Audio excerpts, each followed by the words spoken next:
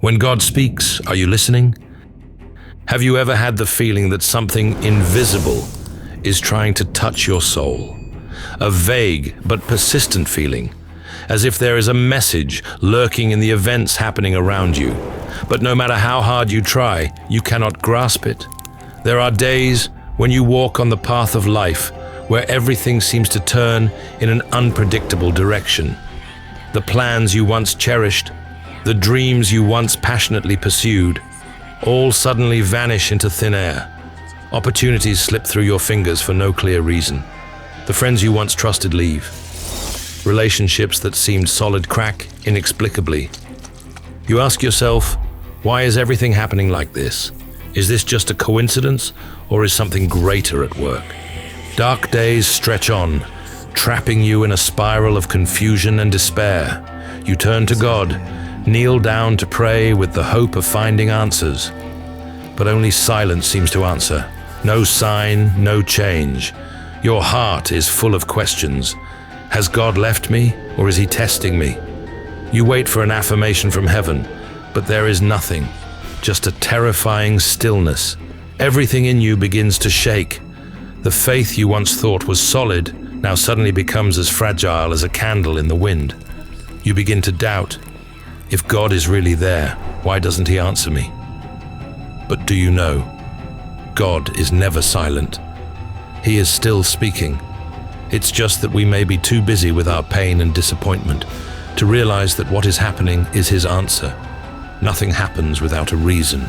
The storms in your life are not punishment, but maybe an awakening. C.S. Lewis once wrote in The Problem of Pain, God whispers to us in our pleasures, speaks in our conscience, but shouts in our pains. It is his megaphone to rouse a deaf world.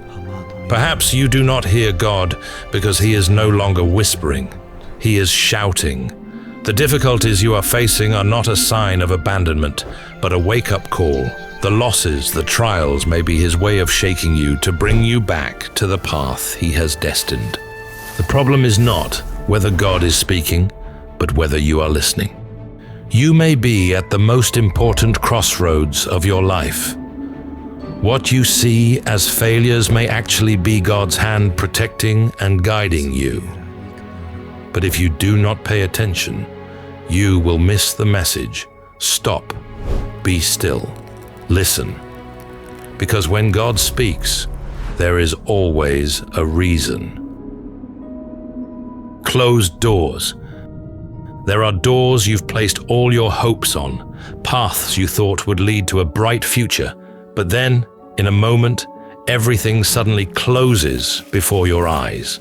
A job you poured your heart into suddenly fails. A relationship you believed was eternal suddenly breaks apart.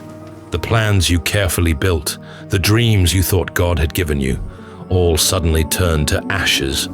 You stand amidst the ruins and wonder, why did God let this happen? If he really loves me, why doesn't he open a way for me? Disappointment weighs you down. You begin to doubt whether you've gone down the wrong path, whether your efforts have been in vain. But what if, instead of a rejection, this is a protection? What if, instead of closing the door to cause you pain, God is closing that door to keep you from something worse? C.S. Lewis once wrote in Mere Christianity, "We can be sure that we have never had even the slightest experience of those powers which one day will be our full and lasting possession, but we know that already our Father is preparing us for them." God sees what we cannot see. He knows which paths lead to glory and which paths will drag us into the abyss. What you see as a loss may actually be a deliverance that God has given you. Remember the story of Joseph in the Bible. As a boy with big dreams, Joseph thought his life would be full of glory. But then his brothers, out of jealousy, sold him into slavery. A door closed. He was taken to a foreign land, serving in the house of a powerful master. He worked hard, remained faithful to God, but then once again fate turned its back on him. He was falsely accused and thrown into prison. Another door closed before his life.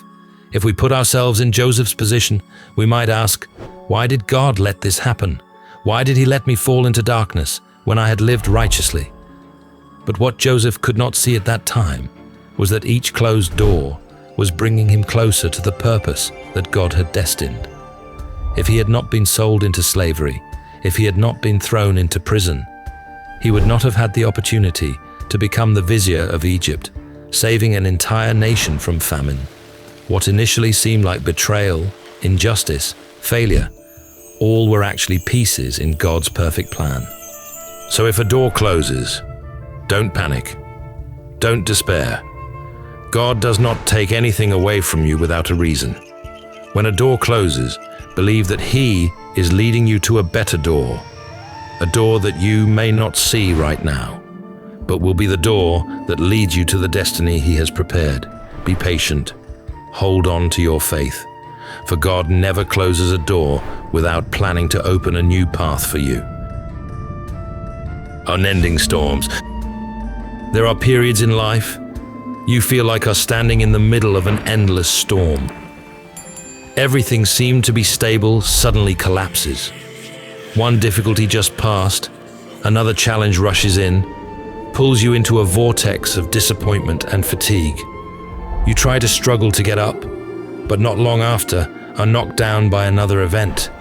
You kneel down to pray, earnestly beg God to give a way out. But instead of a clear answer, all that you receive back is silence. You ask yourself, has God abandoned me? Is He listening to my prayers? But perhaps He has not left you. He is testing you. Difficulties are not a sign of abandonment, but a means for God to refine you, to transform you into a stronger person, more steadfast and closer to Him. C.S. Lewis writes in The Problem of Pain, hardships often prepare ordinary people for an extraordinary destiny. Remember the story of Job in the Bible. Job was a righteous, upright, and God-fearing man. But despite living a righteous life, he still faced terrible trials. In a short time, he lost everything: family, possessions, health. From a respected person, he became a lonely, suffering both physically and mentally. His friends thought this was God's punishment. Even his wife advised him to give up his faith. But Job persevered. He did not understand why these things happened, but he held firm his faith in God. And in the end, God not only restored what Job had lost, but also gave him double the blessings. What seemed like destruction became the path for God to reveal His power and mercy. The storm in your life is not a sign that you are on the wrong path. Sometimes it is a sign that you are on the right path. Look at the challenges not as a punishment, but as a test of faith. An iron bar can only become a sharp sword when it is forged in red fire and a hammer. A follower of God can only become stronger when he has overcome difficult days while still maintaining faith. So, if you feel like you are being overwhelmed in the storm, do not be discouraged. Persevere. Trust God. For when the storm passes, you will see that He has always been there, supporting you in every step. Increased temptations. Have you ever noticed that the more you try to live according to your faith, the more intense the temptations become? When you decide to start praying more regularly, suddenly there are countless things that distract you. A phone message, an unexpected task, or simply an unusual drowsiness. When you want to keep your mind pure, tempting images and thoughts keep appearing. When you try to consistently walk with God, suddenly there are easier, more attractive paths, but they pull you away from your faith. This is not a coincidence. This is how the devil works. C.S. Lewis described this very clearly in the Screwtape Letters. The safest road to hell is the gradual one, the gentle slope, soft underfoot, without sudden turnings, without milestones, without signposts. They do not appear in a scary form or attack you obviously. They creep into daily habits, in small decisions that you do not notice. Today, you might think that skipping a prayer session is okay. Tomorrow you find ridding. The Bible seems boring. Then gradually, you realize you have drifted away from God without knowing when. Remember, the devil does not need to attack those who are already lost. He only attacks those who are seeking God. He knows who are the most dangerous to the kingdom of darkness, those who are strong in faith. Therefore, when you feel more tempted, realize that this is not a sign of failure, but a sign that you are getting closer to God. Do not let small temptations lead you too far. Be alert, pray, be steadfast, for if you persevere, the reward for you will be greater than anything this world can offer.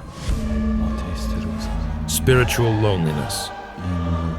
There are times when you kneel down to pray, but it seems the sky remains silent. You plead for a sign from God, a word of comfort, an affirmation that He is still there, listening and loving you. But the response is only a terrifying stillness. There is no dream bearing an omen. There is no miracle happening. There is no familiar, warm feeling of divine presence that you once felt. You go to church, but the sermons no longer stir your heart as before. You open the Bible, but the words seem to lose the liveliness that once inspired you. An empty, distant feeling creeps into your soul, whispering, "Has God left you? Has God forsaken me?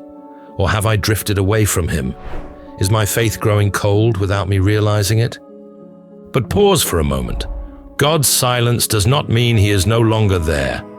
C.S. Lewis wrote in the Screwtape Letters, "The safest road to hell is the gradual one, the gentle slope, soft underfoot, without sudden turnings, without milestones, one without signposts." True spiritual loneliness is one of the greatest trials of the life of faith. When everything is going well, we easily trust God. When we feel His presence, we easily praise and glorify Him. But when God seems silent, when our prayers receive no response, that is when true faith is tested. Remember Jesus on the cross. In His most painful moment, bearing the sins of all humanity, He cried out, my God, why have you forsaken me?" Matthew 27:46.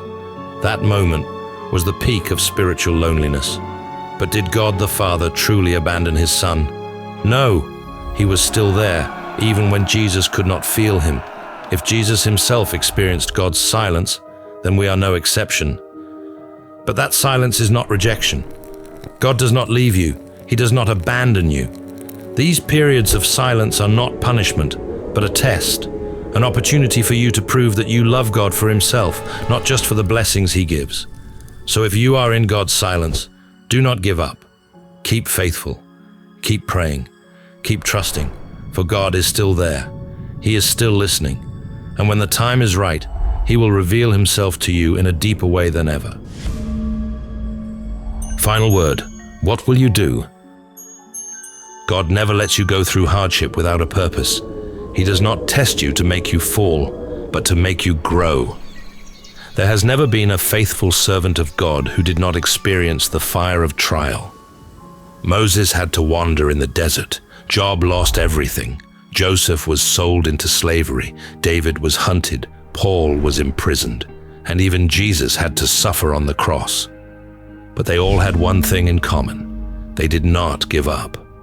They did not let the trials make them lose faith.